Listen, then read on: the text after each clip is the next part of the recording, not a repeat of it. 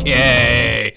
Ladies and gentlemen, happy Friday. Welcome to the Friday live stream. Today, our canvas of endless possibilities is here. Embrace the moment of Friday to fuel your dreams. Don't let your dreams be dreams and conquer your challenges. Remember that success is built upon one step taken consistently. Let us use today's energy to break through the barriers and reach new heights. Each one of you possesses the power to inspire, create, and achieve.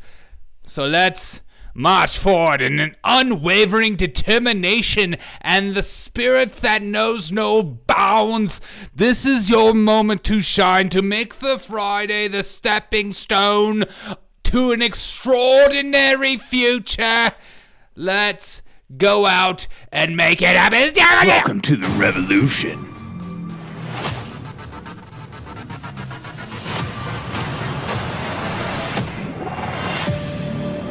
What's up, everyone? Welcome to the Friday stream. I hope you guys are having a fantastic day. Free music. Hello. I'm going to pull up my chats. Hope everyone's having a great day.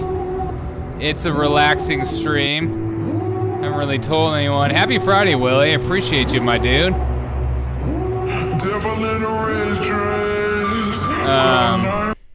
I think I'm planning on watching this.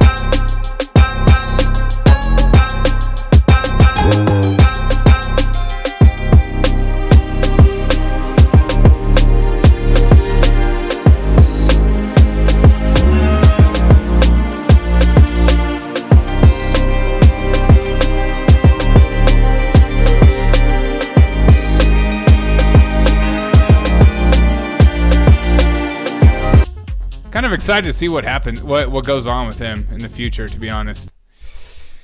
The guy kind of gets me fired up. He's got a lot of potential to go on. I have everything lined up and ready to roll. We're just going to be waiting for it to get started. It's starting a little late per usual, just so you guys know. It's just not me not starting it in case you're waiting for it. We're waiting for it to get started.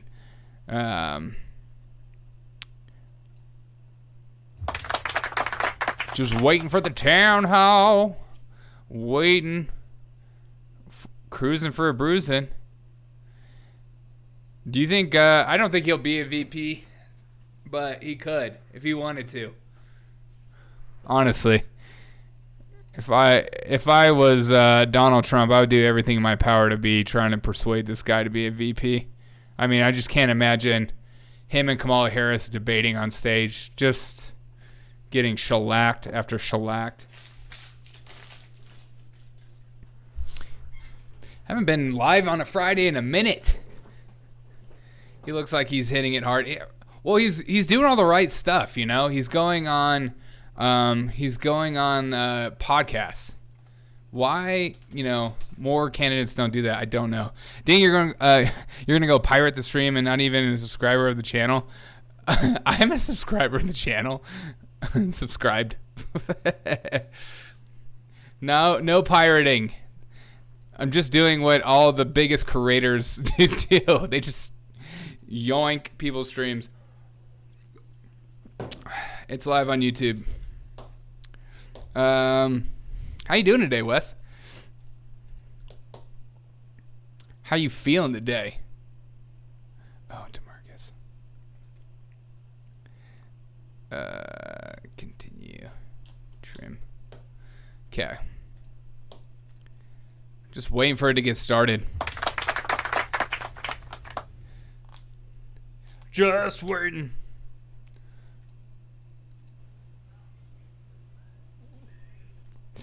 I mean, there's like whole channels. Oh, cool. Did it just end?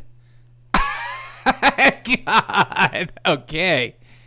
I don't know what just happened there, but that's sad. We'll see if it gets pulled back up. Valuetainment is a strong channel to do this on. I totally agree.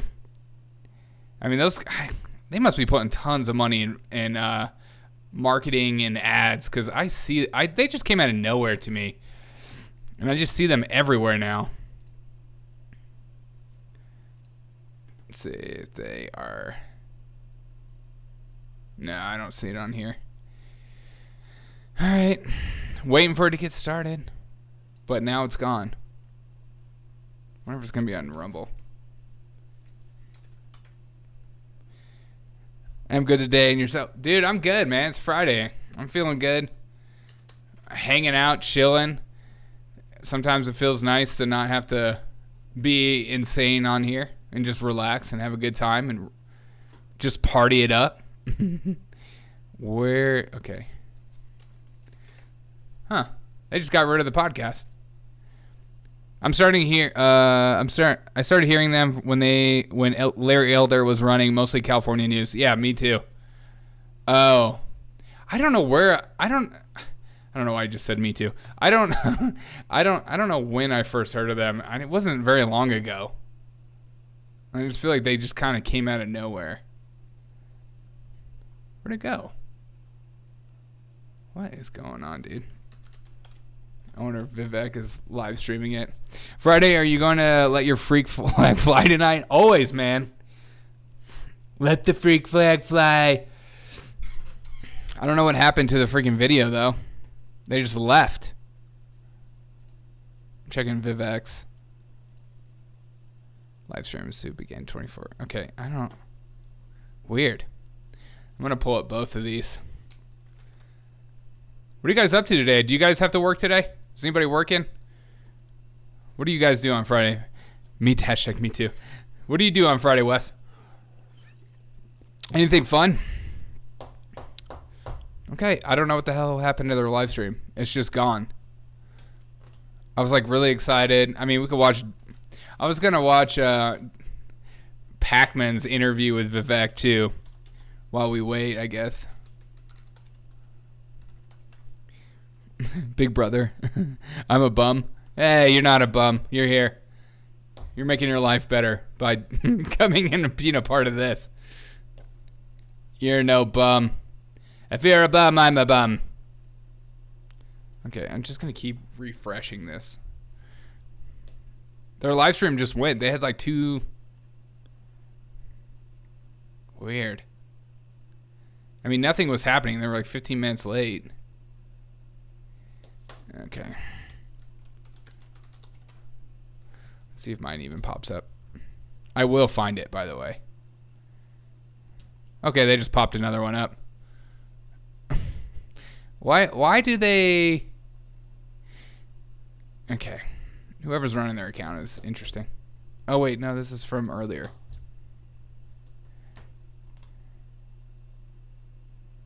Oh, it says upcoming. Interesting.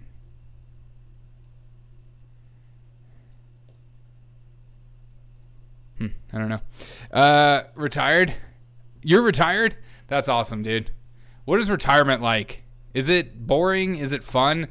Does it make you get excited to wake up in the morning? Are you just like, God, I can't believe I'm freaking retired. This is the best day of my life. Or do you hate it every day that you wake up and wish you were like, working or some of my family members that are retired, they're pretty bored right now. Not that there's anything wrong with that. Could be fun to be bored. Okay, I'm gonna keep looking. I think Hillary Clinton just added to her list.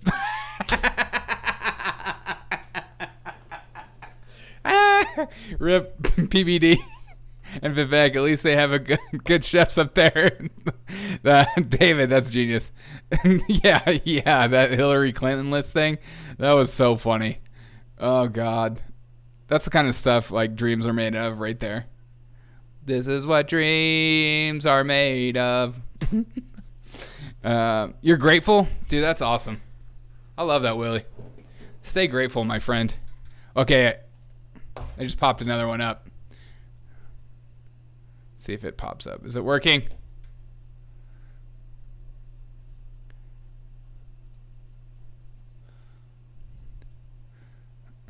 Now, okay. It's working. I love how everyone wears like a suit at these things. It's not... Okay, it's their stream, not me, by the way. The most momentous election in a generation. It will dictate where the future of America is heading. Tonight, Valuetainment is hosting our first town hall with a candidate that is surging in the polls like no one expected and is capturing the imagination of voters all across the country. That being said, ladies and gentlemen, please help me welcome to the stage my friend and CEO of Valuetainment, Patrick Bet David!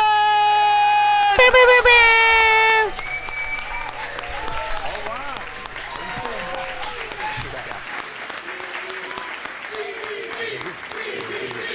PBD. How you doing? How you feeling? You ready? I'm feeling good. The challenge with Florida, if you don't live here, the traffic here from Miami up to Fort Lauderdale is similar to LA sometime, but we're glad to have the man in the house. I'm going to show you some data about what he's done since the busy last caring time for we did parents and working in my podcast retirement together, home. which I That's believe was awesome. January 13th. He doesn't even know I'm going to be showing these numbers to you, but let me properly introduce to you tonight's guest. Let's get ready to rumble! Who earned his JD at Yale Law School while attending Harvard.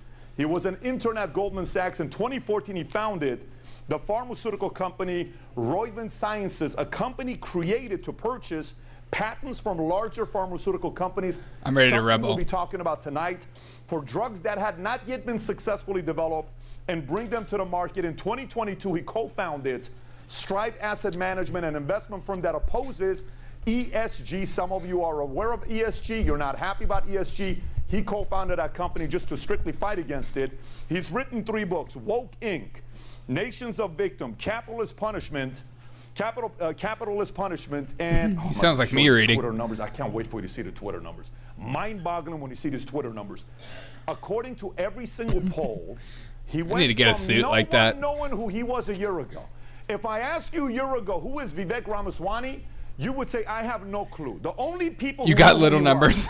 Is his wife, his 2 kids, his loved ones. It's not the size of the numbers. His it's family, his peers, his classmates, his acquaintances, and his competitors. Today, the world is following what he's been doing in politics, and it's exciting.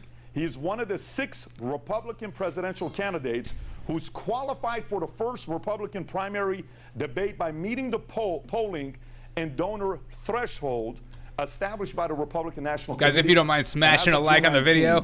He has raised $19.1 million. Daily Mail article said the entrepreneur and sponsored by Zima novice has caught up. Just kidding. We're in the state of Florida, so don't get upset because he is from Ohio. So just take it easy on him. Take it easy. Florida Governor Ron DeSantis, with both 2024 candidates tied for second after former President Donald Trump in GOP poll. Ladies and gentlemen, please help me welcome the one and only from Cincinnati, Ohio, Vivek Ramaswamy.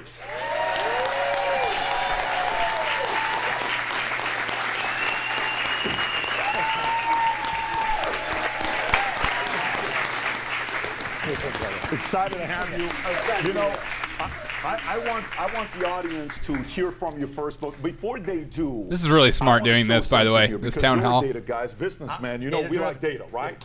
So I said, guys, January 13, when we did the podcast, how many Twitter Will you guys followers sit down? did Vivek have? I don't know if you know how many you have. I don't. You were around 113,000. Rob, if we can pull this up, then I said I want us to compare him versus all the other Republican candidates. Who's performed the best plus minus? You know we like plus minus. Of course. By the number of followers and percentage-wise, here's what it looks like. Rob, if you want to pull it up. Here's what we found out, okay? Here's what we found out. At the bottom, this is very confusing when you look at this. Mike Pence, the former vice president, when he started January 13, when you were on the podcast, he had 5.83 million followers. He today is at 5.7. The only candidate whose followership. Hey, Willie, thank you so much for the super chat, my dude. Willie in court super chat Thank you. $2. Tie for this presentation. Thank you. Governor Christie went from 843 to 875, roughly a 4% increase. Providing a space. You got Tim Scott went from 709 to 760. That's a 7% increase.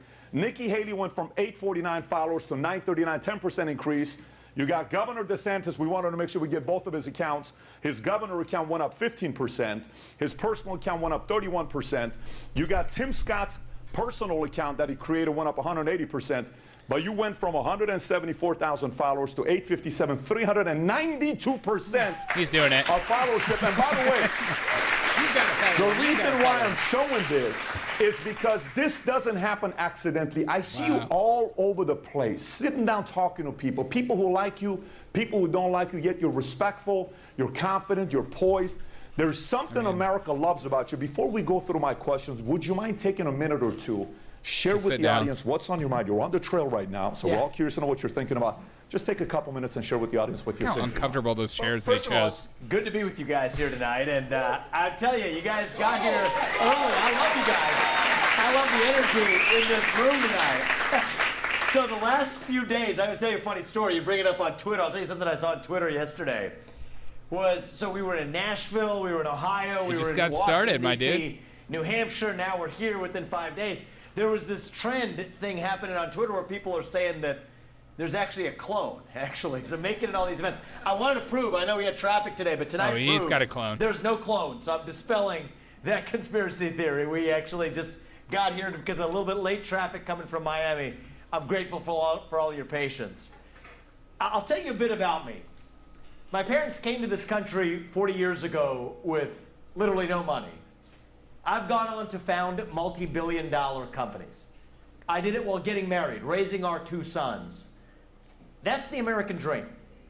And the thing that is remarkable about this country is that my story, as successful as I've been, it's not an extraordinary story. It is a normal story in a country that is extraordinary. And the reason I'm in this race that little play on is words that I genuinely worry that that American dream will not be available to my 2 sons and their generation unless we, all of us, do something about it. Multi-billion-dollar company. Me For too, a long man. time, I'm running as a Republican, but I do not talk about Republicans and Democrats. I find it boring. I'm an outsider to politics. Yes, I'm thank proud you. of that. I'm not a politician. I'm a businessman. But what I see as a deficit in the Republican Party is that for a long time we have been running from something. Yeah. This is our moment to start running to something. Yeah. To our guy's a vision preacher. of what it means to be an American. That's what I want to talk about tonight. To me, what does it mean to be an American? It means we believe in the ideals that set this nation into motion 250 years ago, the ideals of the American Revolution. And I think we have a choice in this election, in this GOP primary. And the way I think about the choice is this. There's other good people running. Many of them are my friends. And you know what? They may not have done as well on the social media follower count growth, but they're good people, okay? But here's the real choice we face. Do you want incremental reform? I gotta go get my sports jacket. In which case, somebody else is probably the better choice for you. Do you want reform?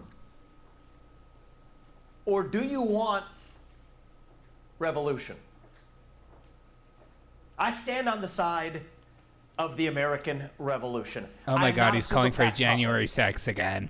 I'm a patriot who speaks the truth, who believes that we the people, we can handle the truth.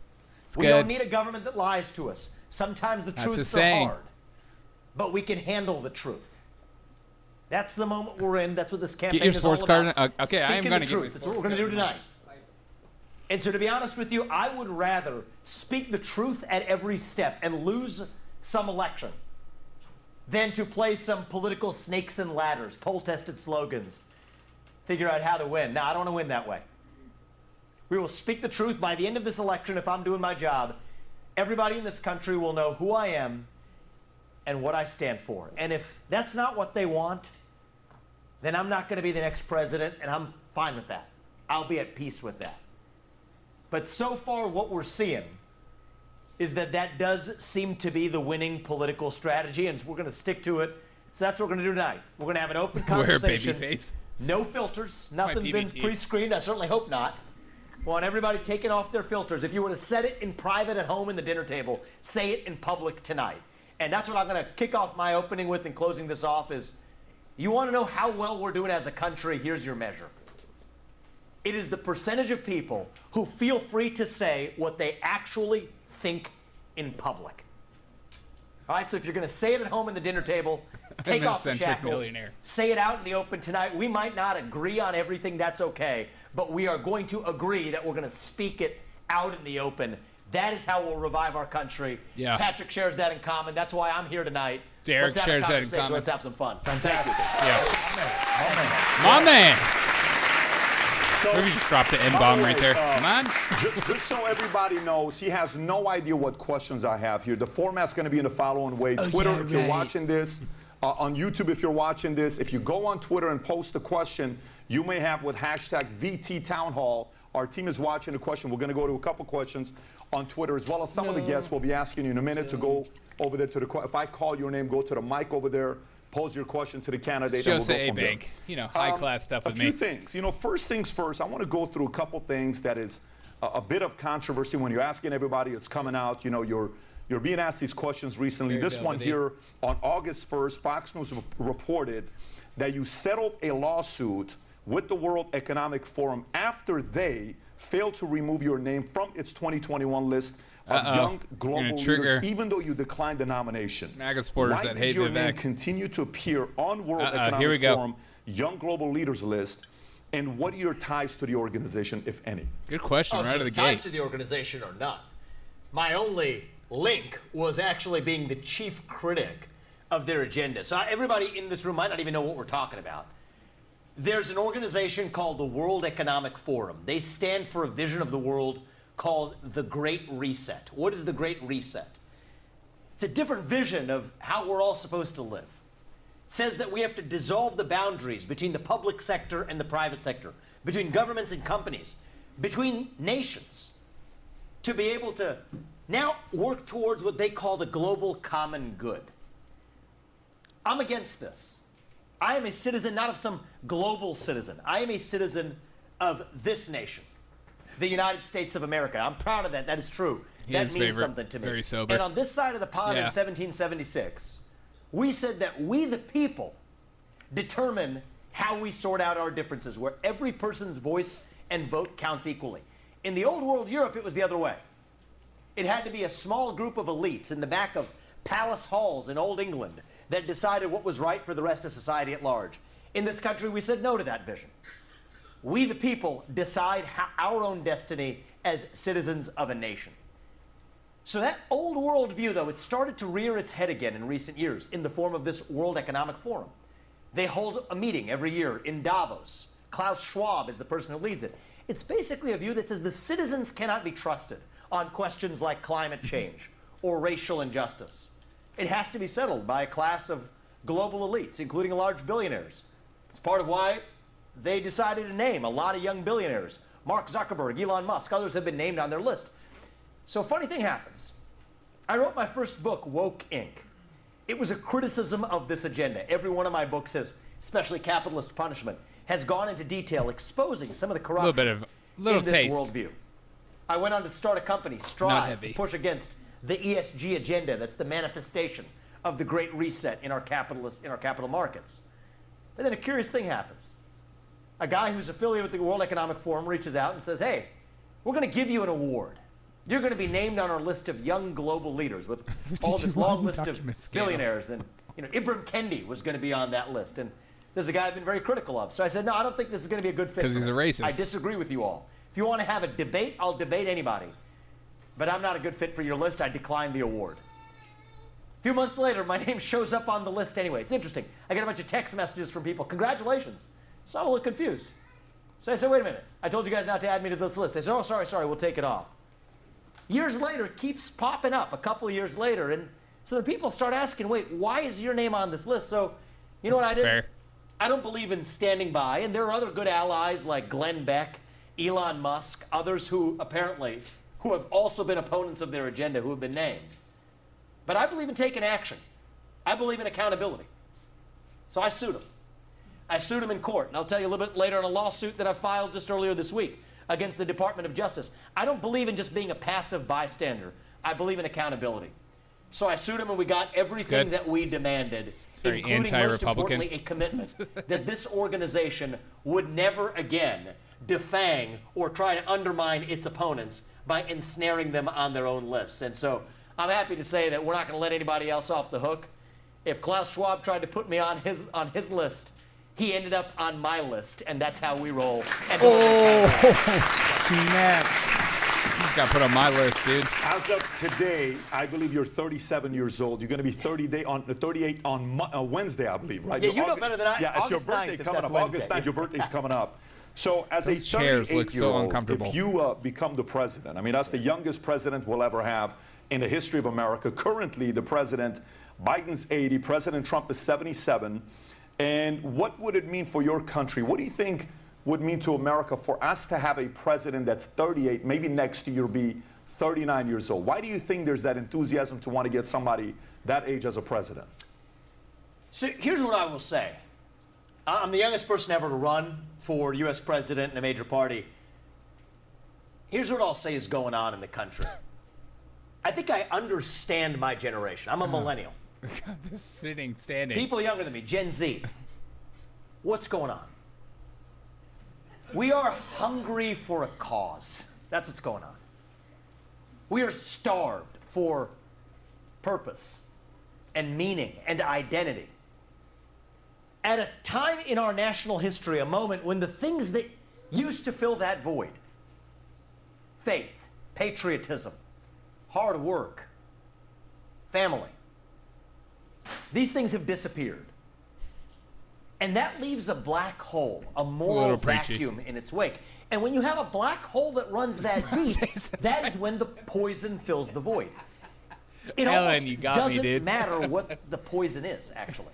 And this is where conservatives, even myself at times in the last 3 years, we get too wrapped up in his age is going to help. Yeah, I think so too. Wokeism, transgenderism, climatism, COVIDism, globalism. But it's not just politics or culture. Depression. Anxiety. Fentanyl. Yes. Suicide. PTSD. You think it's an accident that we see the rise of these different poisons right at the same time in American history? It is not a coincidence, guys. It is a symptom of a deeper void of purpose and meaning. So, honest to God, Patrick, I do think people are hungry for a different generation of leadership. The whole standing, sitting is so uncomfortable to me. My age who, maybe less with it than some people who are 80 or 90 years old, who I know who are good for them, sharp as a tack and with it. I don't think that's quite it. It's not just that we need a young person. I think what we need is we need to fill that vacuum by, as I said before, not just running from something, but running to something. Yeah. The left will give us this vision of race, gender, sexuality, climate. And then the right will just criticize each of those things and say, okay, well, here's what's wrong with that, without offering a vision of our own. And so what I'm saying in this race is I want us talking more. Yeah, those chairs look terribly uncomfortable. The value of each individual. The value of this thing we call the family. Yeah. The nation. God. Actually, there's a hole the size of God in your heart, and God doesn't fill it. Something else will instead. The same can be said for belief in a nation. He's looking at his cards right now like a bunch of are you going to do this to every question, blind dude? bats, actually. I didn't mean to get too philosophical tonight, but it's the visual that comes to mind for me.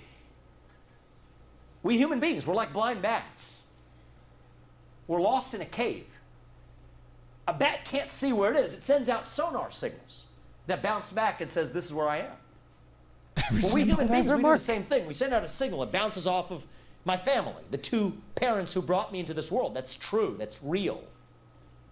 Bounces back. It says, this is where I am. Send out a signal. It bounces off of my belief in God, my conviction in this nation. These things are true. Okay, bounce Patrick, back. They say, rein "This is it where in, I am. dude. I Rein work it hard. in. You're an entrepreneur, and I'm an entrepreneur.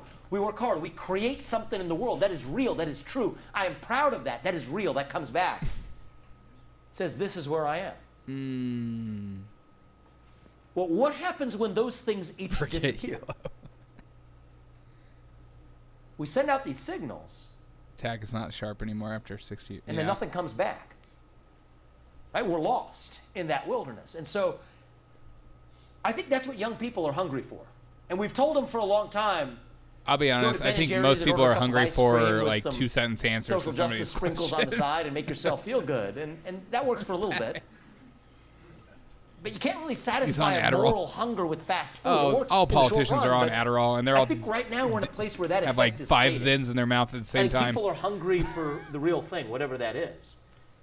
And so I think that's actually what's resonating. It's not my age or anything else, but as a member of my generation, I get it. I was disaffected from politics for a long time. I didn't vote for most of my 20s. I voted back when I was 19 for the Libertarian candidate. I wasn't inspired by the political candidates I saw. I was disaffected myself. Yeah, maybe he's on Adderall. That's why he's standing. That's probably a good shout out. But I think now is our moment to level up and say we're going to fill that void with an actual vision of what it means to be a citizen of this nation.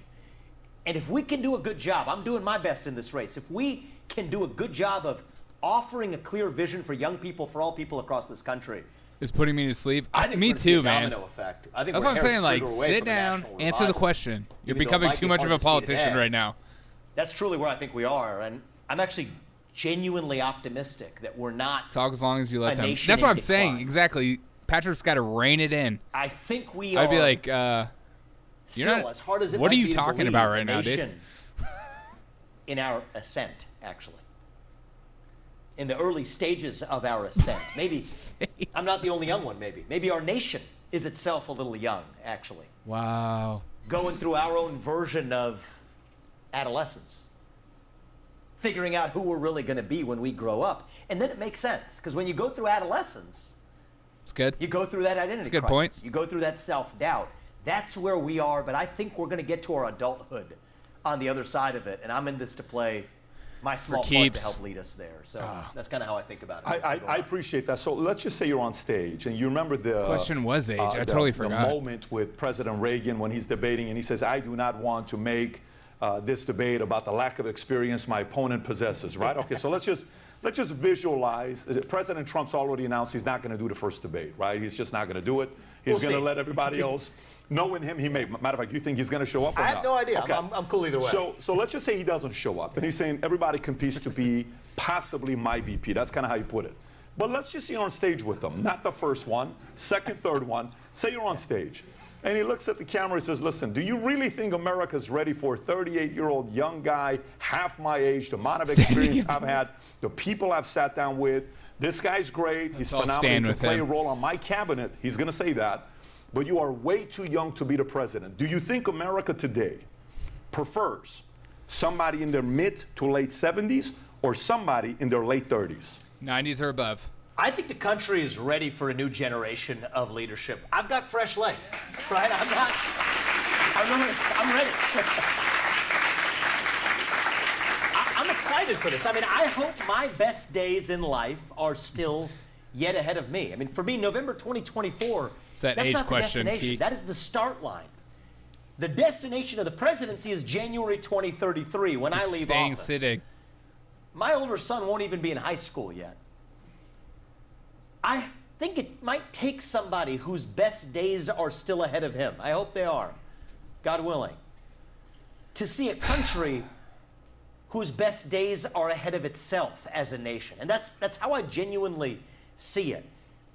Do I have the level of experience that President Trump has on foreign policy or on leading the federal government? No, by definition, I've not been in government.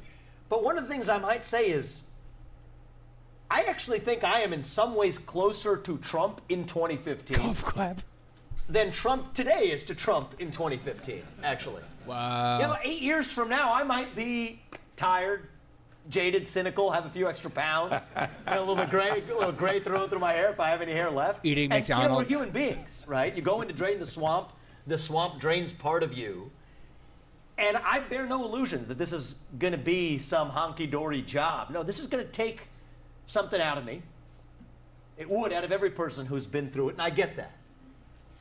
But I guess I'd rather have somebody going in that still has fresh legs, that's going to come out of it not completely drained on the other side, but move to a new phase of my own life. It's the cadence that kind of becomes repetitive to me. Moves to the next phase of its national life. And so, are the people ready for a young person? That's not for me to say. My job is to tell you who I am and what I stand for. That's your guys' job to decide. What do you think? If that's what you want. Thank you. Okay. All right. So, question for you. You've been in pharma. You've been in that industry for a minute. You've done very well for yourself. You built I believe market cap right now is around $9 billion. You guys raised $2.3 billion. It's not easy to build a company like that. Pharmaceuticals is becoming an issue. One of the things that I think about, Rob, if we can pull up those 3 different pharmaceuticals I'm sure you're going to be familiar with. Current law provides brand pharmaceutical companies with 12 years of guaranteed market exclusivity, right, for biologics, and 20 years for each patent. So when I show you this, if you look at the screen, if you can pull it up, what you'll notice is the moment the patent expires, this is Statista stats, the moment the patent expires, lower this a little bit, Rob, so we can show which pharma this is. This is, go a little lower so we can know which one it is. What is it? Seroquel. Okay, Seroquel. Okay, so this is their patent expires in 2011. The moment the patent expires, you notice the price point drops dramatically all the way down to it being nothing, pennies on a dollar, right? But for many years, they make billions on top of billions of dollars. If you can go to the next one. We got a couple of these examples here. Go a little lower. This one as well. It won't go lower. If you can go, there you go. What year is this one that expires, Rob? Is it 2014? Exactly. 2014 it expires. You'll notice the price goes down. Let's go to the last one as well, if we can. And this last one is Lipitor. Prices, look how it is. All of a sudden, boom, 2011 expires, dramatically drops. In some cases, 90% prices drops, okay? Which means they can sell it a lot cheaper today than they are. However, this debate with patent law has been going back and forth for a long time. You're aware of this. The big pharma wants to extend the patent. He did say so hunky they can dory. make a lot more money and be able to say, I dictate the price point. You can't do anything about it, Mr. Government, Mr. President. I'm going to sell it for whatever price I want. That's called free market. How do you, in a capitalistic society, still keep the incentive for these pharmaceutical companies to hire scientists to keep finding better solutions, better, whatever medicine maybe for cancer, all these things that they're looking for, yet at the same time not be so expensive that's making America go bankrupt, and as well as American families go bankrupt. 67% of bankruptcies today are due to medical bills. This is a real issue for a lot of people. Totally is. So I'll go beyond the political platitudes to give you a couple of interesting insights. Political platitudes. Say that 10 times fast. This is an area I know well. Okay. Can we just put up the Seroquel one? Sure. Again, I want to tell you something about that case, which gets to the heart of what's actually wrong. So is the patent system a good thing? Yes, it is, actually. Patents, you know where patents are mentioned in our laws first? They're actually in the Constitution. Our founding fathers had the value of this. Thomas Jefferson, people got to remember this. He was 24 years old when he wrote the Declaration of Independence. Think about that. Now, this is a guy at the age of 24, not only writes the Declaration of Independence, he felt like he needed a swivel chair. I kind of feel like I need a swivel chair here, too. Well, he said, okay, what I'm going to do is I'm going to invent it. Uh-oh.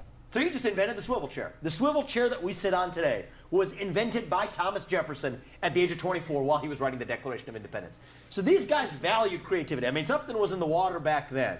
We got to figure out what that is and bring it back.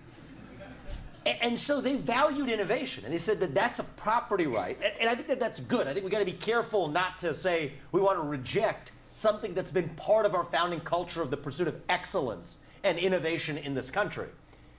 There's a couple problems with this, is pharmaceutical companies have grown to be expert at playing games with this system. I could go on for hours about the games. I'll just tell you one funny game. It wasn't that funny, but it's kind of sad, where pharma companies even started engineering deals with Native American tribes. Thomas Jefferson, yeah. That they would enter a complex licensing agreement because the Native American tribe could not be sued. Up in the air over which savings account to pick? Decide with NerdWallet's side-by-side comparisons. Nerds. They put commercials on a live stream? That we see. Now, my temptation then is to blame the pharma companies. And believe me, I blame the pharma companies for a lot of things. My whole business was about standing up to pharma companies based on their bureaucratic behavior, but actually really blame the government. Because at the end of the day, you have profit-oriented actors in a free market capitalist system that are going to do whatever within the bounds of the law he definitely allows them did to at extract the most Harvard. profit. The problem is the government that creates the opportunities for this game playing. How does that come up? Corruption. The pharmaceutical industry is the largest lobbying industry known to mankind. And so why did I ask you to put the Seroquel back up? This relates to real-world issues. I'm going to give you one real-world issue that you're not supposed to talk about right now. Say COVID. Say it. What I'm about to tell you is outside of what they call the Overton window, what you're able to talk about in public discourse. But it's the truth. Slogan of this campaign, truth. So I'm going to speak truth here. There has been a direct inverse correlation in the last decade and a half between the rise in violent crime in this country and the loss of psychiatric institutions in this country. So the thing you're not supposed to say that I'm going to say, I think it's the first time in the campaign trail I'm saying it, but I'll just tell you where I'm at. Put the homeless in psych wards? I think we're going to have to bring back psychiatric institutions in this country if we really care about getting to the root cause of much of the violent crime that's plaguing our cities. We shut them down for a long time ago because there were a lot of abuses. We should be careful about those abuses and learn from those lessons of the past. But we can't go in the other direction and pretend like there are people who are automatically going to snap themselves out of their schizophrenic states, badly deranged states that they're in. Hello. So why did that happen? Anybody have a guess? Anybody have any idea why I asked him? We had no idea these things were going to come up, but why I asked him to put the Seroquel chart back up there? Just say it. Seroquel's for bipolar disease. It's a drug for bipolar disease.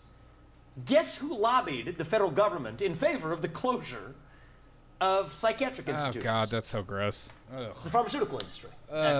So God, I think that we got to be really precise about what the essence of the problem is. I can't believe that's true. God. When capitalism and democracy share the same bed, bad things happen. What I think we need is some social distancing between the two. Let the capitalists be capitalists, okay? And that's fine. I'm not an apologist for capitalism. In fact, I think we apologize too much for it. You should be able to get ahead through honest work, follow the law, however you want to by providing products and services to people who need them. Insurance entrepreneur over here. Biotech entrepreneur over here. I'm proud of that and I won't apologize for it. Capitalism is the best system known to man to lift people up from poverty. Okay? It's so different hearing him talk and then listening to Joe Biden talk at the same time. It's just... But where it goes this is for the same job, right? So to speak, the Native American reservation example I gave earlier is when they start lobbying the government and start getting the government to build barriers that stop other people from entering, from adopting public policies that we, the people, as citizens, did not want the government actually adopting. And that's where I think that we need to let the capitalists be the capitalists. In our capacity as citizens, we have a constitutional republic. Let's keep them apart for a little bit. And I think that's how we will get both the best version of capitalism and democracy, by keeping them apart, not by sharing the same bed. That's where I'm at. Fantastic. I love that. By the way, Jonathan Kiram, if you can work your way up to the mic, I'll be coming to you here in a minute for a Jonathan, question. If you could, I'll come to you right after your I ask Honda this question here. is, your lights are on your Honda Accord. We learned, yes, you heard of it, right? It's like 5 miles away from here. China. We learned during COVID the level of dependence this guy talks too much to be a president. Whatever it was, do you really believe that, Papa? Chips, cars, used cars prices were going higher than new cars. It was very interesting what happened during pandemic, right, with China. America's dependent on China is an issue for voters. Many pundits have said India would be more suitable replacement for providing American goods and manufacturing. How do you reduce America's dependence on China? And is any of your plan on reducing the dependence on China having to do with India? Free market to be the free market? Are you asking this to me? But my last name is Ramaswamy? Yes, absolutely. Good. Oh my God, that's so racist. So in all honesty, I think India is part of the solution. Okay. Here's the first North Star principle. We cannot depend on our enemy for our modern way of life. It doesn't work. We never depended on the USSR for the shoes on our feet or the phones in our pockets. We just didn't. Now, if that were a Russian spy balloon flying over half the United States, You know what we would have done? We would have shot it down in an instant and ratcheted up sanctions against Russia. But because it was a Chinese spy balloon, we didn't do it. You want to know why? Because we're scared. You're a lying dog Why are faced we pony scared? soldier. Because we depend on them for our modern way of life. This is dangerous for the long run of the United States. So how do we do it? I would love to tell you that I could snap my fingers, wave a magic wand, and we've onshored everything to the United States. I really would love that. There's actually CHIPS facilities now coming to Central Ohio, where I live. This is a good thing for us. This is not going to happen overnight. Anybody who tells you it is, that's a false promise. And so if we're serious about being able to declare economic independence from China, to reduce our reliance on a foreign adversary, then we're going to have to re-enter bilateral trade relationships with Japan, South Korea, India, Vietnam, Australia, you name it. I don't like multilateral agreements because they come with a lot of baggage and garbage about climate change in there that I could care less for. But in terms of actually negotiating bilateral deals that are good for the United States, yes, that's what we're going to need. I'm going to do that in my first 6 months in office. And then I'm going to sit across the table from Xi Jinping with a spine. And he will know that I mean it when I say, listen up, brother. We're going to have a tough conversation here. We're cutting the cord. We're done. We're out. No more intellectual property theft, data theft. No more forced data transfers. No more turning companies like BlackRock into lobbying pawns for doing your bidding here in order to give them favors over there. That's not capitalism. That is mercantilism. We're out unless you radically reform. There's your choice. And you know what? We've got our other trade partners lined up. We're going to be just fine. It's going to be harder for you than it is for us because you shot yourself in the foot with the zero COVID policies that had about as much to do with COVID-19 as the global climate policies have to do with the climate, which is to say nothing at all. It was about your power, dominion, control, and punishment. Exactly. Too bad for you. Your economy is now in a tough spot. You're facing deflation. So let's see you if you're actually going to continue to call our bluff because now we mean it. You know what he's going to do? He's going to have to fold because China is in a tougher spot than we are. They're facing a deflationary environment. You think inflation's bad? Wait till you see what's going on over there. It's because he shot his own economy in the foot. That's the Achilles heel of any autocrat, his hubris, that put China in a tough spot. So this is our moment. This is our moment to stand up with a spine, but it takes a leader who, A, is not a super PAC puppet. Suck on There's this, a lot of interest in the United Biden. States would rather have us not pursue this policy. And then it also takes a leader who thinks on the time scale of history rather than on the time scale of tomorrow. And I think that's something we miss in this country. It is a disadvantage. We have elections every 2 years in Congress, every 4 years for the president. We need to think on the time scales of generations, right? I do not want my grandchildren, or God forbid my children, to be a bunch of Chinese serfs according to the plan, 500-year plan laid out in China. No, I don't want that. And I think if we want to be careful about marching towards that destiny, we got to realize that every step today we take in that direction is indeed a step in that direction. Don't put Vivek in a box, Wes. You know, again, this isn't cable television stuff here, which is why we do forums like this. But you could say conspiracy theory. No, just logically play it forward. Okay, here are some facts. We know that China is exporting from all places. I'm not making this up. Wuhan, not just the origin of the pandemic, but those raw synthetic materials to make fentanyl that they're sending to the Mexican drug cartels, now for really cheap prices. That's expanded the profit margin of the drug cartels. That's what's causing them to push more fentanyl. If you have any doubt that this is intentional, then ask yourself why there are hundreds of Chinese chemists he hasn't stood up since you called him out, Mexico.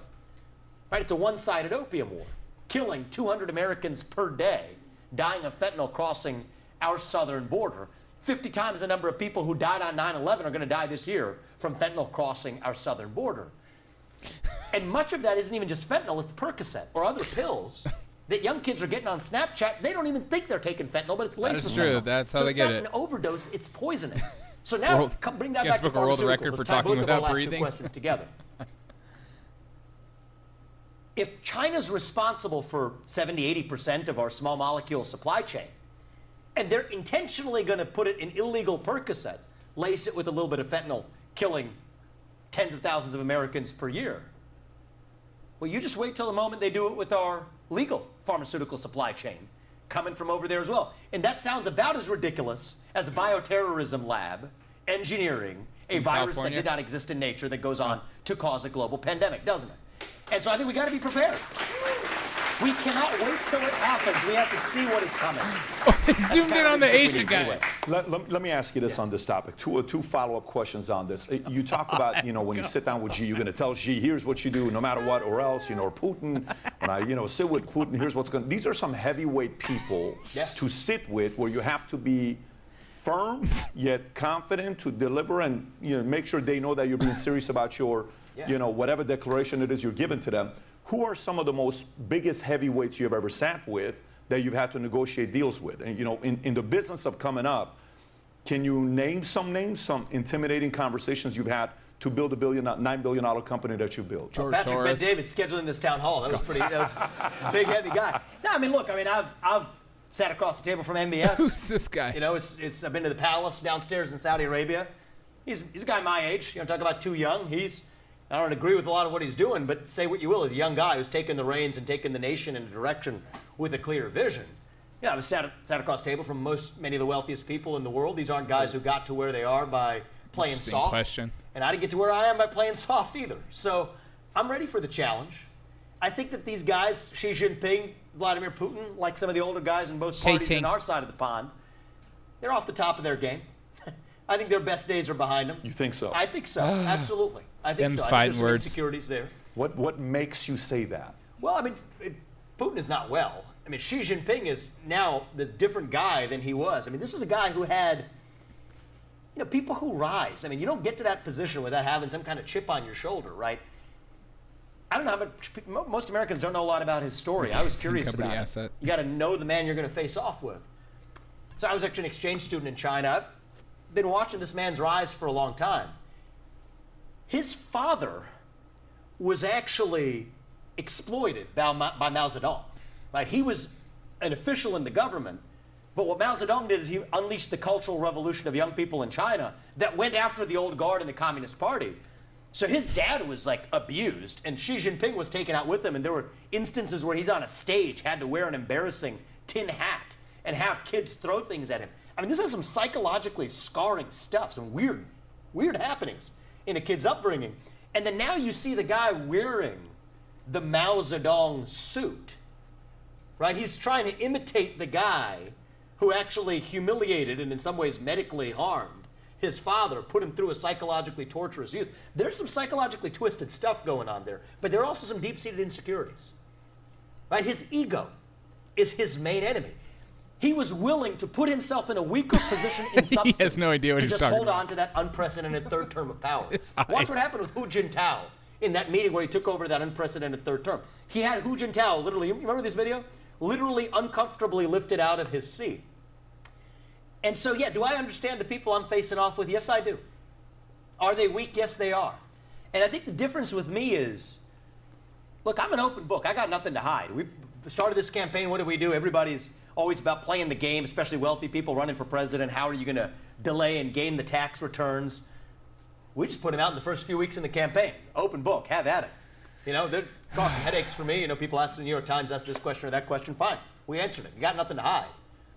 And that's the approach I'm going to take to international relations, where I'm going to be very honest with people. I'm going to abandon the lie that I think we've told in the U.S. at times, that we're somehow a moral arbiter of what happens in the world. What I'm going to say is the truth. My job as U.S. president is to advance the interests of the homeland, to actually take care of American citizens. I have a moral obligation to my fellow citizens to take care of them and their interests first. By supporting democracy in Ukraine, and I'm negotiating with Putin a deal that pulls him out of his alliance with China, which in turn weakens China from being in a position going after Taiwan. Say what you will. I don't trust Putin. He doesn't trust me. But we're going to know that we each trust each other to follow our self-interest. And we can have a clearer negotiation than if I'm saying that, this is about the fight for democracy in some random nation that banned 11 opposition parties and consolidated state media into one arm. We don't care beans about somebody invading another country in Africa. You're not allowed to say that. No, it doesn't make sense. But if you say that, no, I'm in this to just advance American interests, then two parties can reach a deal that makes sense for both parties. And when I make a deal, Patrick, I'm in the habit of being on the winning side of that trade, and that's exactly what I'm going to do when I'm negotiating trade deals and negotiating peace settlements on behalf of the United States. Fair enough. The art Do you of have the a relationship with Modi by any chance? I think India is going to play a very important role. Yeah. They showed the level of courage they have by banning 100 apps from China, something America wouldn't even do with TikTok. Yeah. So is there any relationship you have with Modi? I don't know him yet. Okay, but, got it. You know, I did go in. I happened to be addressing Congress the morning before he came for Es a joint posible, session, so I Miguel. stuck around. One of the people had me as their guest, and so I stuck around and heard his address.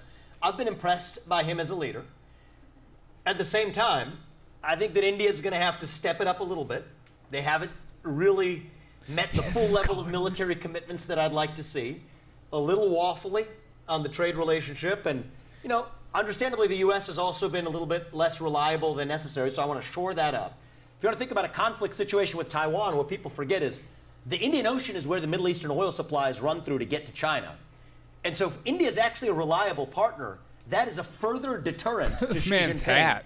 even going after Taiwan. And I think I have probably the clearest vision of anybody in this race in either party, Patrick, of how to deter China from going after Taiwan while avoiding war over that island. And I think it's going to be the most important thing the next president does from the standpoint of foreign policy. I will say, whether you are the president, you're the candidate, or somebody else is, the fact that your background, who you are, what you've done, India is going to play a very important role. I think you're going to need to be a prominent voice and influence the next 4, 8, 12 years. Again, that's my opinion, but that's why I wanted to ask you the question. Let's go to Jonathan there. So Jonathan is a Trump supporter. Jonathan, feel free to ask the question from Vivek Ramaswamy.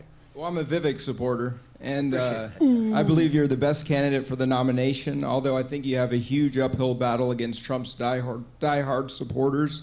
I also like Trump's policies, but I thought you'll be better at uniting the people. How do you plan to win over the diehard Trump supporters?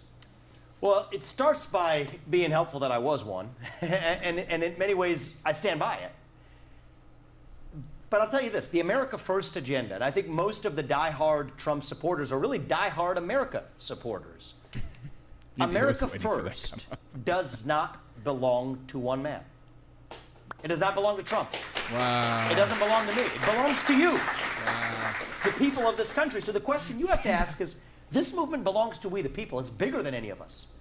It's bigger than Trump. It's bigger than me. It's bigger than any one of us. I'm a George Washington America First conservative, actually. And so here's the fact of the matter. That's why I'm in this race. Okay. I'm pursuing many of Trump's policies. I am. You know, there's some small things here and there we'll do differently, but by and large, same policies, in many cases going further. Use the military on the southern border, not just the wall. Shut down the Department of Education, not just Betsy DeVos. But for whatever reason, right, Trump, I don't blame him for this. It's just a fact. About 30% of this country becomes psychiatrically deranged when he's in the White House. And I can't explain it to you, but it's just a fact. It's called TDS. It's like a law of physics in American politics. TDS, say it. And I'm not having that effect on people. Yet. Maybe it's the fact that I'm a first-generation American, skinny kid with a funny last name and live the American dream. I'm grounded in principles, not vengeance. Whatever it is, that will allow me at once to go further with the same agenda than Trump did. Keep in mind, I pushed his people on why they didn't eliminate affirmative action, which they could have done with the stroke of a pen. It was created by an executive order. They said it was a political hill they didn't want to die on, and I understand that. But you have to play the political calculus if 30% of the country is automatically against you. But if you're bringing the entire country with you, right? I went to the south side of Chicago 2 months ago. I went to Kensington in the middle of Philadelphia last month. These are places Republican candidates don't go. And what are we finding? Black people? People agree with a lot of these policies, actually. These aren't Republican or Democrat policies. These are pro-American policies. And so I think we have a chance, and this is why I think I'm going to do better than anybody else in this race at this, to at once go further with the America First agenda than Trump did, but also unite the country in the process. And I know Donald Trump, I think he cares about national unity, actually. He's misunderstood. But if he was capable of delivering it, we'd be there already. And we're not. And I have a vision of how we will get there, not by compromising on our principles, but by being uncompromising about the 1776 ideals that set this nation into motion. And honest to God, right now, I couldn't have told you this in March. I'm confident we're going to be successful not only in winning this primary, but winning this general election in a landslide, which could be the single most unifying catalyst for this country next November. Thank you, man. Thank you. I hope so, too. And Peter, you're the man. He is a doctor. Locking up Democrats. So, which ones? All of them? How often do you and Trump speak? Daily. We are all on the campaign trail, backstage at this event or that event. We're both in Iowa recently at the NRA, but probably the same as the other candidates as each other. We're bumping each other every few weeks or every few months. So, by the way, if we can have Hannibal handy, work your way up over there. I'm going to go to a Twitter question here in a minute, but DeSantis and Newsom, announcing that they're going to be doing a debate. It's something a lot of people want to see, but the interpretation of what that is a couple different things that you look at. So, for me, when you think about those two, if you have the champions of each side, the leading candidates of each side debating, you undermine that when you go above and beyond and say, hey, we're going to debate each other. It's not like they're choosing to debate each other on a non-election season. So if they were going to debate each other 6 months ago, go at it. It's great TV. Go have the conversation on philosophy. It's just no problem. America loves seeing that. I love New Yorkers. They just like to explain their questions. What do you think about them choosing to do this? And DeSantis said he would be more than willing to do it. And Newsom's called them out on Twitter before. Do you think they are undermining indirectly Biden and President Trump? Or do you think in their mind they're thinking neither Biden or Trump's going to be around? It's going to be them two at the end?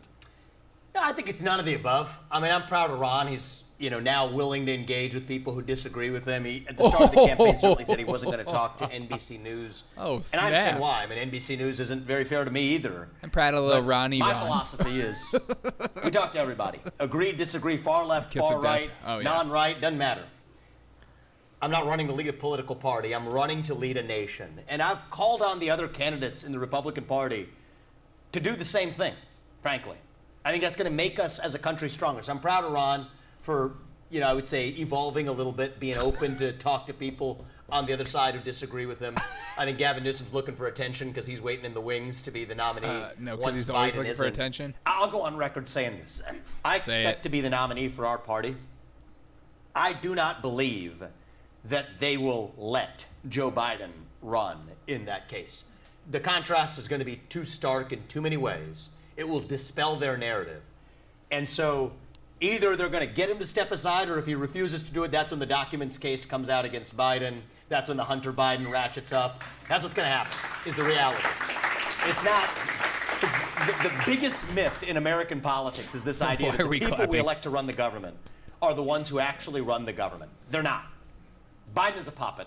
And I think that this is why I tell my friends in the Republican Party, stop talking about Biden, guys. It is boring. It is irrelevant. Right? This is a puppet. We have to offer a vision of our own and recognize that the real problem is the permanent state underneath him that uses him as a puppet, or else we've lost the plot. Deep state. And so in that scenario, what we're going to see, and you're already seeing a little bit of the jockeying for this, is it's going to be everybody and their mother that runs for that Democratic nomination. You're going to see Pritzker, you're going to see Gavin Newsom, you're going to see everybody, Pete Buttigieg, you're going to see Kamala Harris, everybody's going to be, Bernie Sanders is going to be back, Elizabeth Warren can't strip it off. How many Democrats' names do you know? And then, Michelle Obama probably didn't want to do it, but they'll drag her out and, think she's going to be the next puppet they prop up. So that's what you're going to see. And so Gavin Newsom is just trying to jockey for his position because he is, hungry for attention. What about Hillary Clinton? You think, this is a wild question. You think any chance Hillary gets in there when she sees an opportunity? She's going to get it. You think she's going to get it? When Biden, once it becomes clear that they will not let Biden run.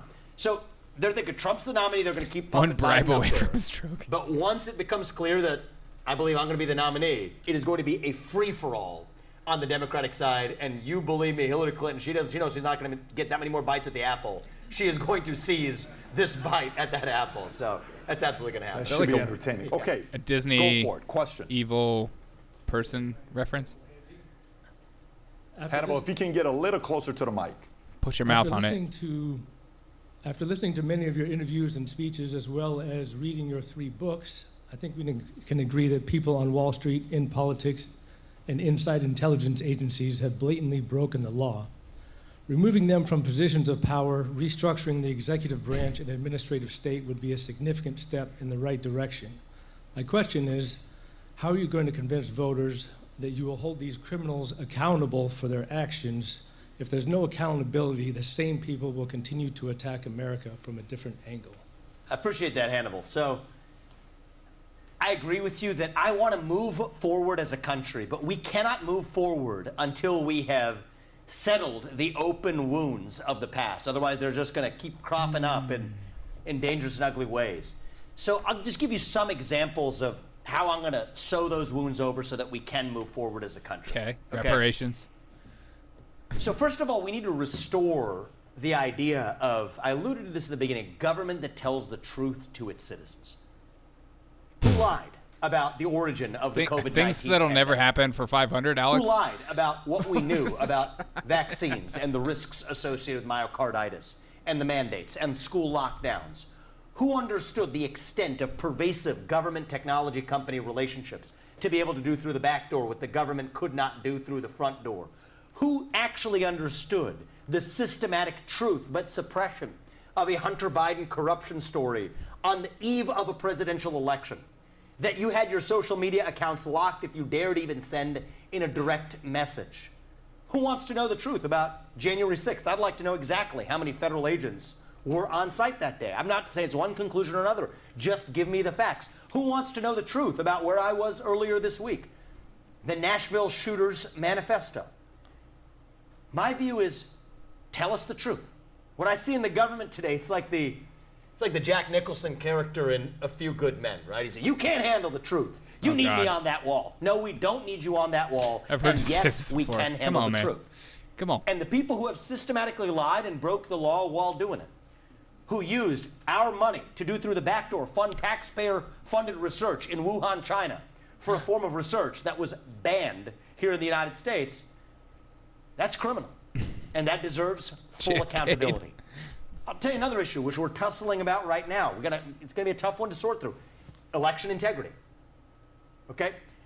Many on the left say raising this question is itself a threat to democracy. Here's my truce on this issue. Single-day voting on Election Day. Make it a holiday. Voter IDs. Government issues IDs matched to the voter file, paper ballots. Do that deal. I will do my part as the leader of the Republican Party and the leader of this country, but to the Republican Party, to say we are done complaining about election integrity if we deliver those basics that are achievable, that should not be controversial. And so I am hopeful that what seems impossible today, think about the unbridgeable divides, we can do this.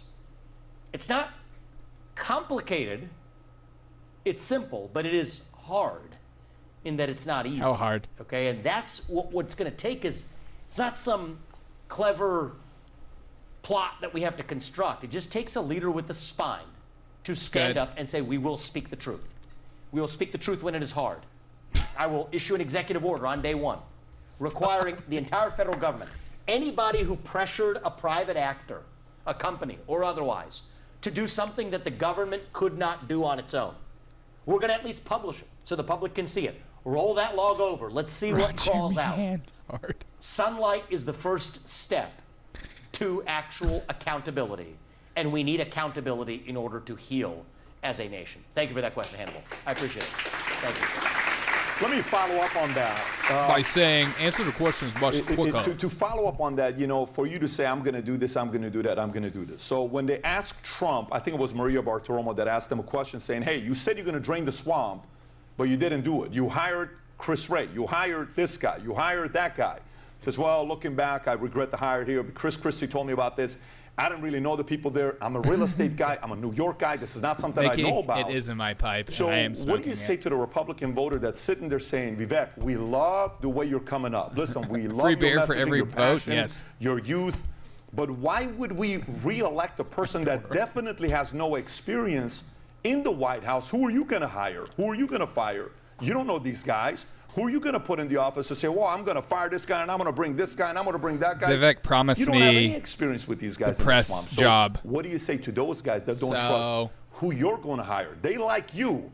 Well, you can't fix everything. How do you address that? So look, I think I'm the best shot we got, and nobody's perfect, but I'm also going to build on the foundation laid by Trump. I actually think, let's be really clear, I think that there's a lot he didn't do that we would have wanted him to do, but I think he did more than any president in the 21st century. That's not what I'm asking, though. That's not what I'm asking. So how are we going to actually bring the people in, is the question. You don't have contacts there. Okay. Well, we're already starting, actually. How? So I'm starting now. I mean, we already published our list of federal judges, for example. The judges we'd appoint to the Supreme Court, the judges that will appoint to the appellate courts. What did I look at? So my view is the U.S. president already has the legal authority to fire large numbers of employees in the federal government. This tripped up Trump. This is the difference between me and Trump, actually, is I think the people around him didn't do him a service by spouting the traditional establishment orthodoxies to him. What did they say? He wanted to fire people. They said, no, you can't do it because there's these civil service protections that stop you as the president from firing employees. Well, I suggest read the law. Turns out that civil service protections only apply to firing individual civil servants. They do not apply to mass layoffs. And mass layoffs are absolutely what I am bringing to the federal bureaucracy in Washington, D.C. And so you got to have at once a president who is an outsider, is a CEO, understands that if somebody works for you and you can't fire them, that means they don't work for you. It means you work for them because you're responsible for what they do without any authority to change it. Me and Trump both have that. But it's a separate piece of this, which is an outsider who also has a deep understanding of the Constitution. And Hannibal asked the question. I'm grateful he read my 3 books. So if other people want to, you can check out the same thing. I understand the laws and the Constitution of this country. Many of passages from my book have been quoted in appellate court cases in the last 3 years about actually big tech censorship being suppressed government action.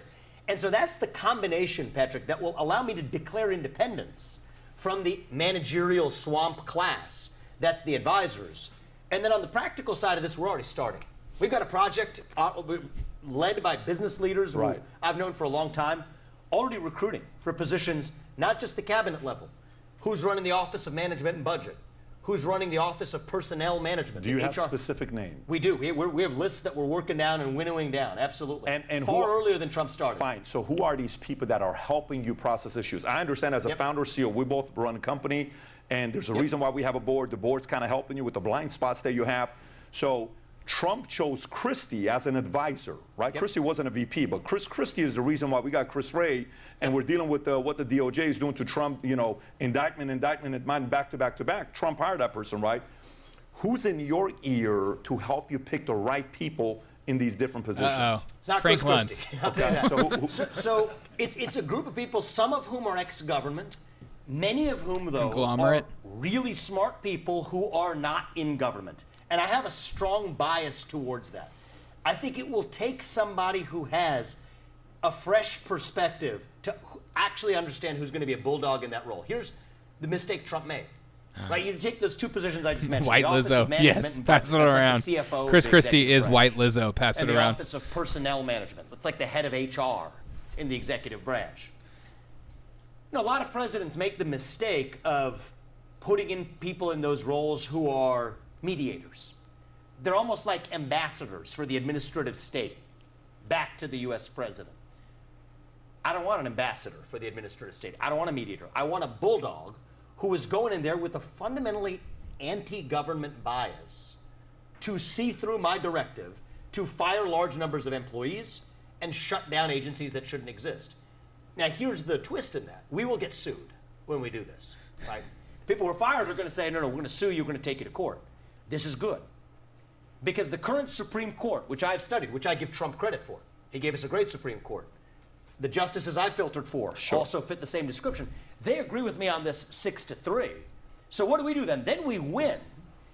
Now we're driving real long-term change because the next president who comes after me won't have his hands tied in the same way.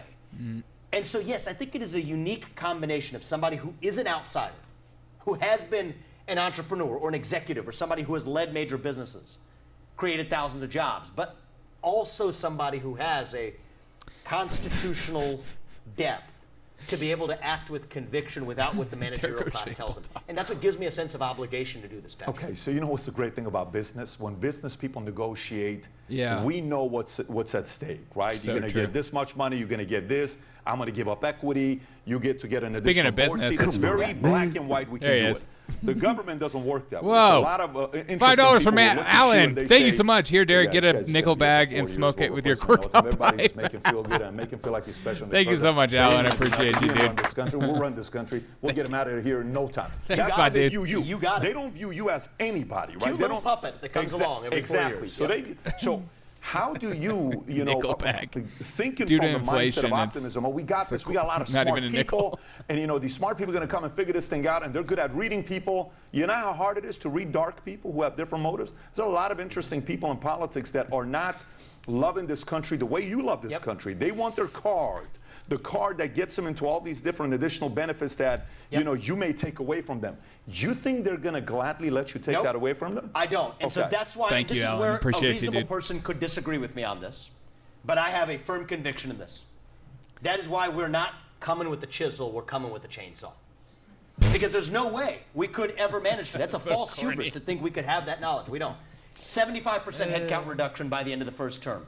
50% of which has to be done by the first year. You don't move fast. 75%? Yes, 1 out of 4 will stay by the end of the first term. 50% by the end of the first year. Chainsaw model. And that's what I said, is there's good people in the Republican Party right now. I don't view them as competitors. I view them as colleagues, many of them, right? I'm going to need them in different roles. But they make the promise of reform. It is a false promise. They don't know it's a false promise. They don't think they're lying. But it's a false promise because reform is impossible. You cannot tame that beast. It is the Leviathan. You cannot tame that beast. You have to slay the beast. You have to shut it down. Slay. And so that's, again, the choice in this GOP primary is very simple. Do you want reform or do you want revolution? No. I stand on the side of revolution. He's already said I that know that is once. scary to some people. It I like may not it, be, but because you know what really is scary? The status quo. And We're not going to change the scary status quo unless we're willing to embrace the model of the phoenix. Will there be some cost to this? Is it going to be all hunky-dory at each step? No. But it is better than the alternative, which is the hollowed-out husk of a constitutional republic whose stagnation economically is destined to continue unless we take a quantum leap. And so, no, I do not believe in incremental reform. Okay? And if that's what the people of this country want, I think quietly they do. He's I like, think it's scary wrap at first, it up. but it doesn't have to be scary. This is, He's an here's a insurrectionist. test you know to use. He's If sounding George hype. Washington, Alexander He is sounding a Hamilton, little bit of hype John right now. Jay, and Thomas Jefferson I mean, are I like walking him, down the but streets of Washington, it's a little D.C. much. to see what's going on today, would they be proud or would they be appalled? Wow. I think they would be aghast at what they see in Washington, D.C. today. And the experiment they set into motion, that's actually what got us the worst this far. either-or question I've so ever if heard. that got us here 250 years into this ball game, people say you were like ancient Rome. You're the fall of the Roman Empire. Well, you know what I say? On the bright side of that, Rome lasted for 2,000 years if you count the second half. So we're not even In at your the end of face. the first inning. And that's what it's going to take to drive actual change, is a revival, a reincarnation of those ideals of 1776. They are dead. It's not, I don't even call myself conservative sometimes, because in order to be a conservative, you have to conserve something. The thing that we are conserving is itself now long gone. We have to recreate that which actually set the whole thing into motion. So that's the way I look at it. Fantastic. Okay, can we have, please, Johnny Lee Reynoso, if you can go to the mic, please. Johnny Lee, if you Lee can go to the mic. Reynoso? So that leads me to Somebody this put crazy question. their middle name and I in don't know there? if anyone's asking Just this call crazy me question, Johnny so Lee brace for impact. Reynoso. Ready? When asked on the Clay and Buck Sexton show if Trump were nominee, would you consider being on the ticket with him? Okay? Would you be on the ticket with him? You answered, I will be helpful to the country in whatever way I can, but I would not be number 2 or member of an administration. I just don't think that's the right way for me to make the maximum positive impact on this country. You ready for the question? Sure. If you win nomination, would you consider having him as your VP? I would, absolutely. And you know, I think that he and I probably share something in common. Neither of us do well in a number 2 position. Right. I do expect him to be an advisor. How many poop But jokes can we I want to have? learn from those experiences, where the bodies are buried. I don't want to recreate the same wheel. I want to understand, get as much of a head start And I do think he's a patriot who cares about this country every bit as much as I do, and I believe he will rise to that occasion and be helpful to me as an advisor to understand the experiences of the stuff he's saying, things he would have done differently. Great, I want to know that. I don't want to have to learn those lessons myself, and so that's the way I think about it. Has he picked a nickname for you yet? I think he's calling me Young Vivek. Young Vivek? I don't think that's a bad name, though. I'll take it. Yeah. I don't think that's a bad name. Yeah, some people, are nervous about a young president. I actually Young like that. Vivek Young Ramaswamy. Vivek, to me, it's an exciting one. But by the way, if you were a betting man or a woman, I do really well in my number 2 position. Trump would agree to being a VP for anybody? The answer is 0. We'll figure it out. Jonathan Lee Reynosa, tell us your question. Jonathan Lee Reynosa. Thank you. I appreciate that, brother. In my lifetime, I do not believe I've ever heard a presidential candidate mention their desire to abolish the Department of Education the way you have. While I agree that the educational system is broken, and it surely is, please explain how you plan on abolishing and overhauling the educational system when you do need become yes or president. no questions. And especially, how long into your presidency would you act on this plan? So, quickly, year 1, because I think that your ability to get things done, they go down. Because you have to start campaigning again. Learning from my predecessors here. This is why I'm going first, not with the legislative agendas, because that's designed to go slowly through Congress. The pinprick in Trump's momentum was when Congress was asked to repeal and replace Obamacare. Congress didn't want to do it, and then that deflated the momentum a little bit. So I'm not going to make that mistake. I'm going to start with what the chief executive of this country can do by running the executive branch. So shutting down the Department of Education comes early. I'll go quickly on educational reform. So much to say, but I'll give you the bullets here. Basic redux. Shut it down. That $80 billion goes to the states, to the people, to fund underfunded school choice programs. That allows any parent to decide where they actually want to send their kids to school. That's, in many ways, I think, the civil rights issue of our time. Kids should not be trapped in the zip code that they're born into. Now, I'm for school choice on steroids. What do I mean by that? Well, it turns out I'm for it on crack. The schools that spend the most per student, those public schools, have the worst achieving results on a per student basis. That's mind-boggling. So I think when a parent then decides, they already have the money through school choice, through the voucher to move. If that school, as in New York City, the bad one's spending $40,000 per year per student, the good one is $20,000 or less, half the difference should travel with the kid, $10,000 that goes into that kid's account. Invest that according to normal returns, $10,000 per year. That's a $250,000 graduation gift for that kid when he graduates from high school. It's not even close, which is a better use of money. That or a teachers' union-laden bureaucracy, which, by the way, is the #1 factor that shackles public schools, that does not shackle private or charter schools, is those teachers' unions. Get rid of the teachers' unions, write the contracts in a way that prevent public teachers' unions from engaging in collective bargaining.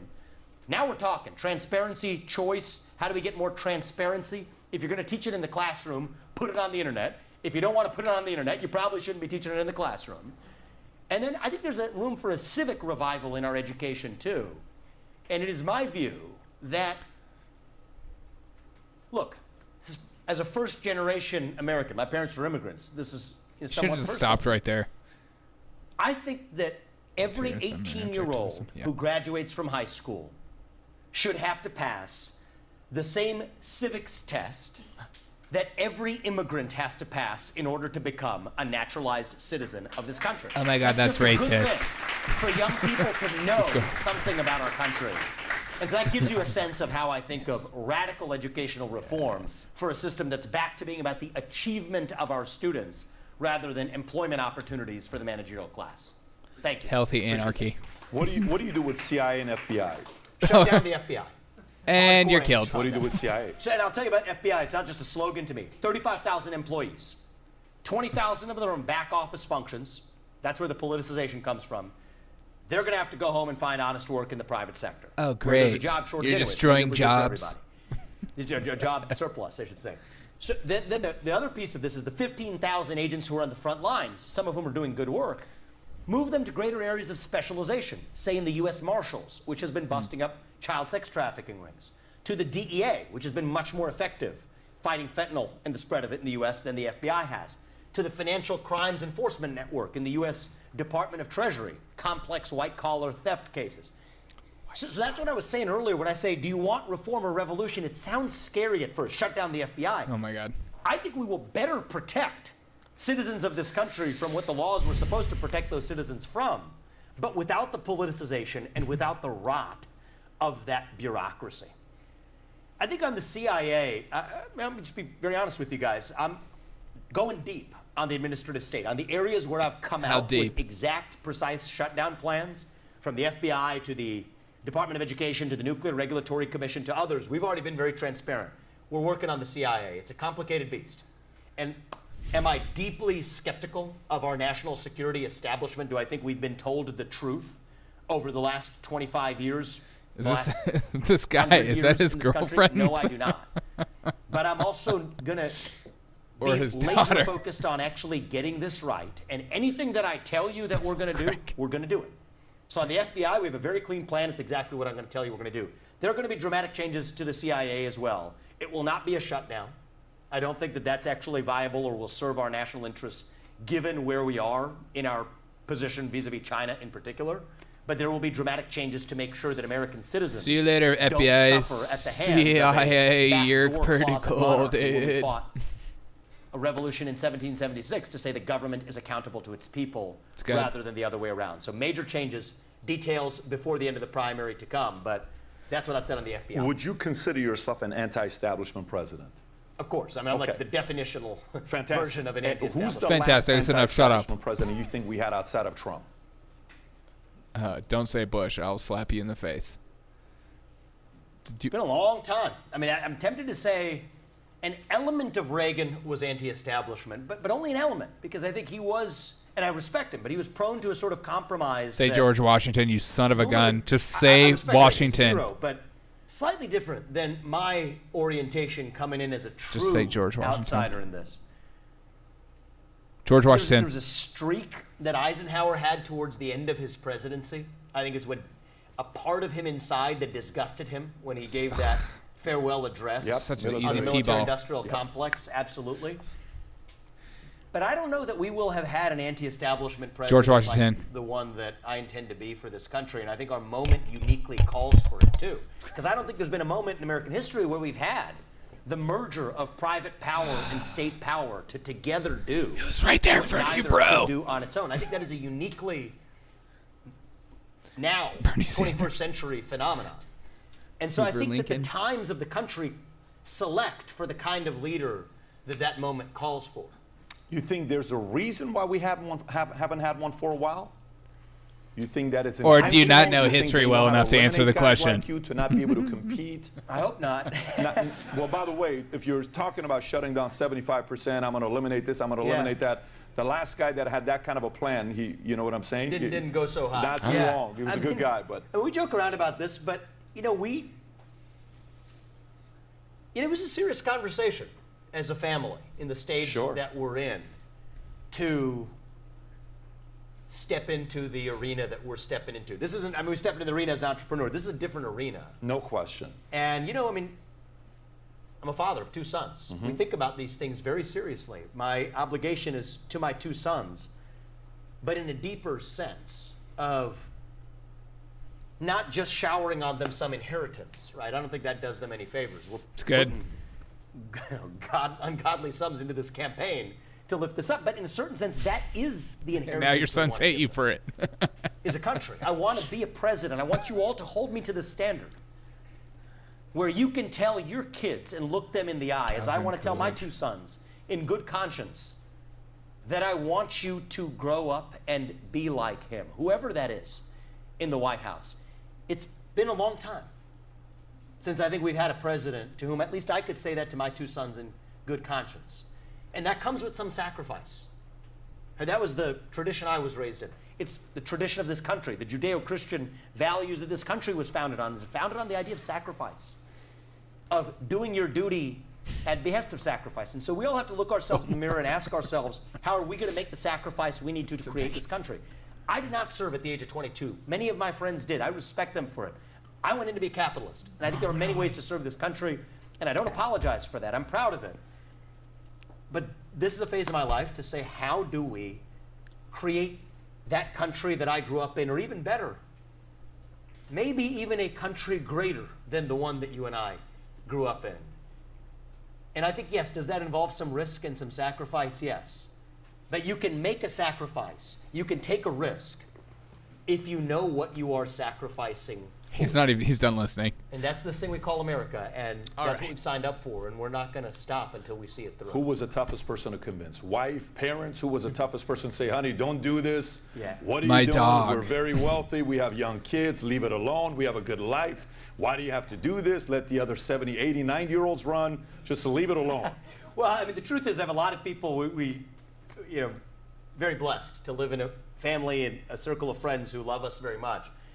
And so the truth is there was only one person I had to actually convince, who was my wife, who was the easiest person to convince. And the rest of them were unconvinced and did not give me their permission even as of the day I declared. So they're now along with us for the ride. Fantastic. But my wife, the first question she asked me was, are you sure we don't want to do this 20 years from now when... It's a great question, by the way. It's a good question. You're only going to be 57, yeah. It is your question. Are we going to have more experience? And by the way, our kids are going to be out of the house, Sure. and we'll be in a phase of our life where this might be more realistic from a family perspective to handle. And honest to God, my answer was, I thought that was a very fair thing for us to reflect on. I don't think we have 20 years left as a country, actually. Not if we stay on the track we're on right now.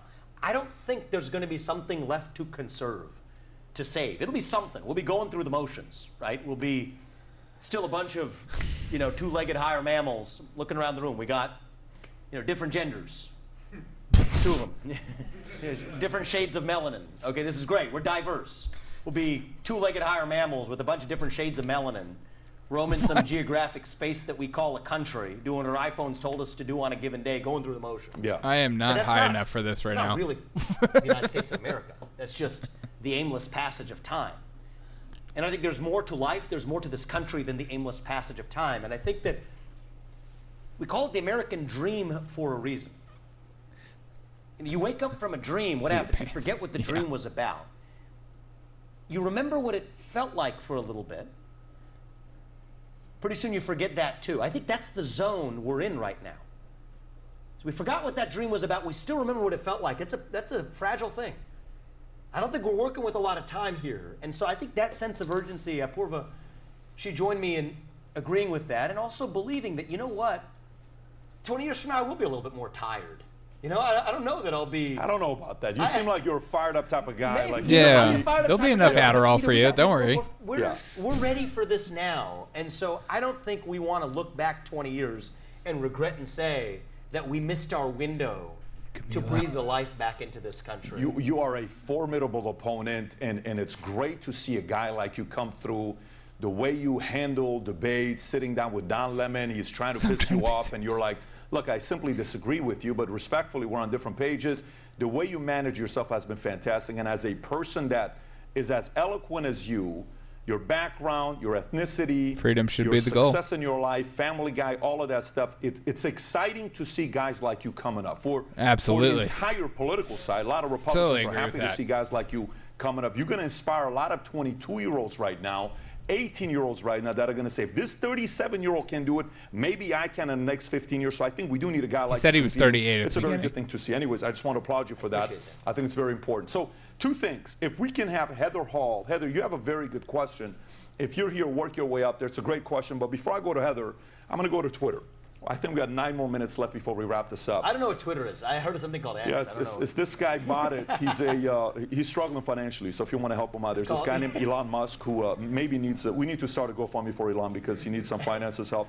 Anyway, rich guy jokes. Twitter. God. I had heard he was pro-vax, okay, and lockdowns, particularly in Iowa. This could be a rumor that people are talking about.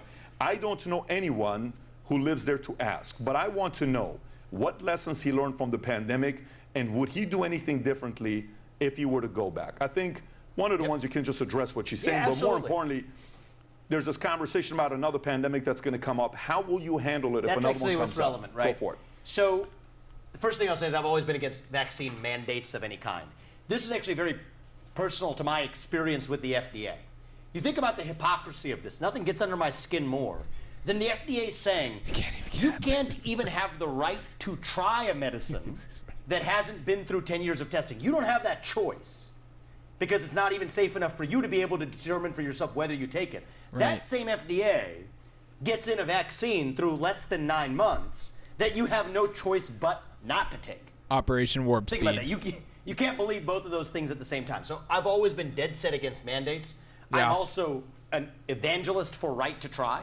That if you want, with your own information, to make a personal medical decision for yourself, and you want to try something, even if it's experimental, you steroids should be for able all. to. And even if something the government tells you is fully approved, you should never be mandated on you. Because if you have to mandate it, that means you don't believe in your own value proposition.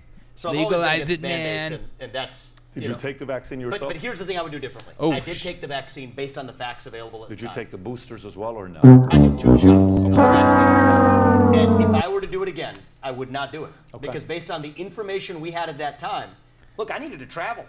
I needed to go places, right? We have places to be. You literally could not travel in this country. So as a matter of convenience, I needed to get around, go to places, get on with my life. That's what we had to do in the circumstances we lived in. But even still, if I were to do it again, what we now know with the myocarditis risks and otherwise, I wouldn't have done it. And I just think it's important to be honest. There's other Republican candidates in this race, literally, who have said they won't tell you whether they took the second shot. Come on, if you're not going to tell you whether you took the second shot, you're not ready to sit across the table from Xi Jinping. But I'm honest about the fact that on the same facts today, I wouldn't have done it. Respect.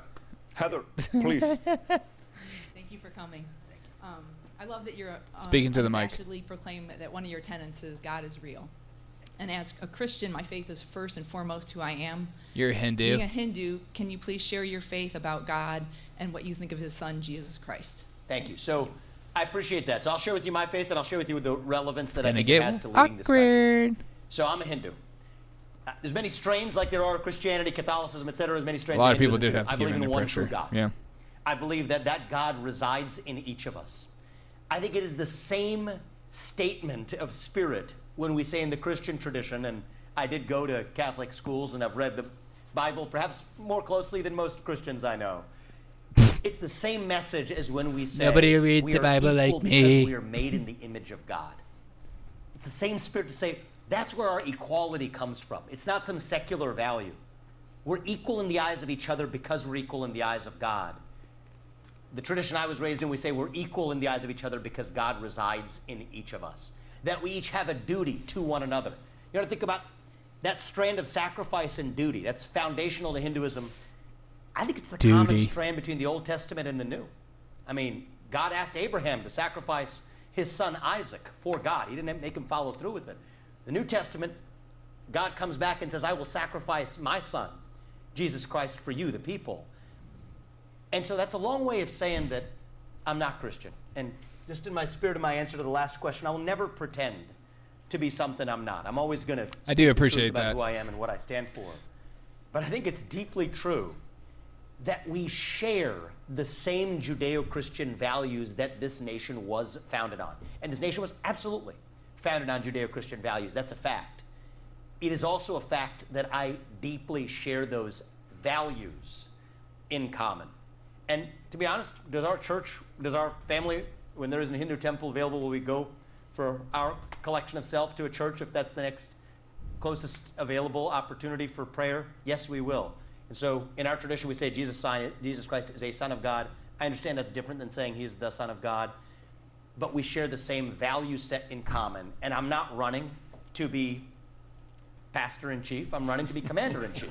It's a different role, right? That's fair. And for that role, I think we share the same value set. Thank you. I have another question. Will you denounce your religion right now? I'm very impressed with you because I think you act more like a Christian than most Christians. Thank you for saying that. We have the same values, and that's why. Thank you very much. Vivek, we have come to the end of this. If you don't mind taking a couple minutes, any final thoughts you have right now? I know you have some obligations. You've given him like 30 hours for each question. Well. What are your final thoughts right now going into it? The first debate hasn't happened yet. You're going to be on that stage with everybody.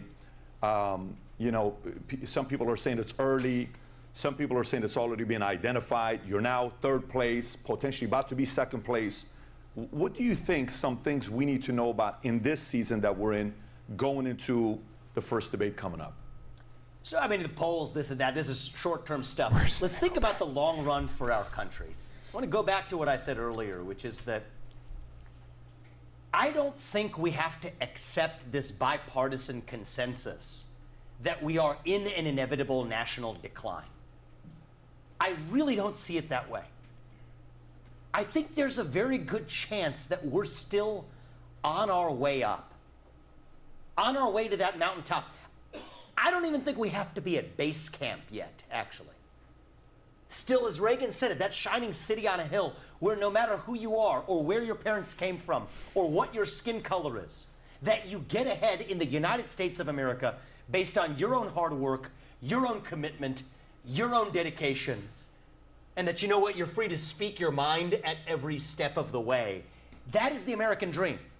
That is what we are running to. E pluribus unum means there you go. From many, one. That's what won us the American Revolution. That is what reunited us after the Civil War. That won JR, us he's looking 2 right into your world soul. wars and the Cold War. That is still the dream that gives hope to the free world today. And if we can revive that dream over group identity and victimhood and grievance, then nobody's going to defeat us. Not a virus, not a corporation, not a country. Preacher in chief right now. Acknowledge this. It's not a fake optimism. It's grounded in truth. We're going through hard times. Hardship is not a choice. It happens to us. That's good. I like that. But victimhood is a choice. And we choose not to be victims. We choose to be victorious. That's what it means to be an American. That's what guides me. I think that was what will guide us. And together, with your guys' help, I'm going to need every one of your help, whoever's watching this. An outsider like me is not supposed to do this. Right? Go to my website, donate $1 if you have $1, donate $6,000 if you have $6,000. Think you can't give too much more than that. But if it's not money, even more importantly, volunteer your time. Spread this message to your neighbors. People are far less willing to actually donate their time and effort. That's what we need more of in this country, not just to me, but to this country. But if you all do your part, I promise you I will do mine. And we will pass on a country to our children that is greater than the one that we grew up in. Thank you, Patrick. Thank you all for having me. Phenomenal. By the way, phenomenal. If we may, absolutely.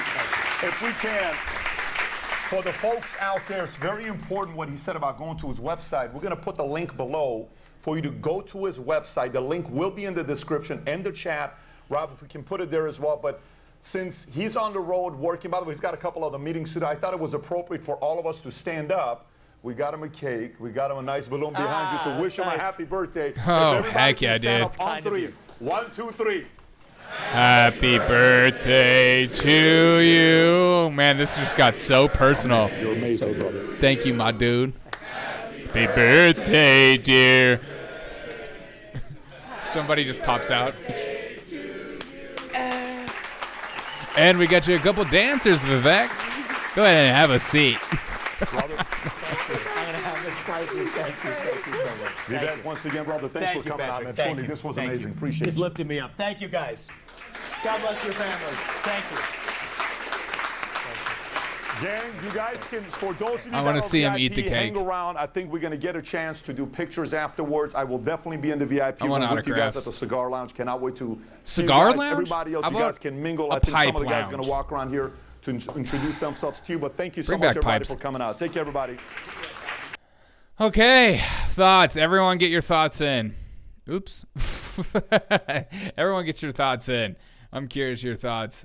Dude, I like Vivek, but it was like every question seemed like that was like his opportunity to do an entire speech for 20 minutes. I didn't like, at some points I just want to look at it and be like, just answer the question.